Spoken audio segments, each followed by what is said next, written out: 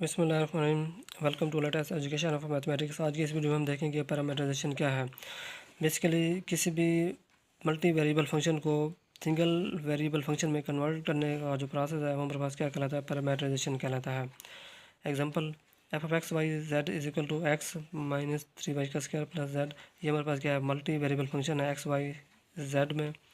तो इसको by using equation of straight line किसी भी सिंगल वेरिएबल फंक्शन में कन्वर्ट करने का जो प्रोसेस जैसे वो क्या कहलाता है, पैरामीटराइजेशन कहलाता है। जैसे कि इस फंक्शन को हम बाई मेथड हम कन्वर्ट करें f of t t t is equal to t i minus t t का स्क्वायर प्लस टी के। ये हमारे पास क्या कहलाता है, पैरामीटराइजेशन कहलाता है, क्योंकि हमने इस मल्टी वेरिएबल फंक्शन को क्या कर दिया है, कन्वर्ट कर दिया है सिंगल वेरिएबल फंक्शन टी में।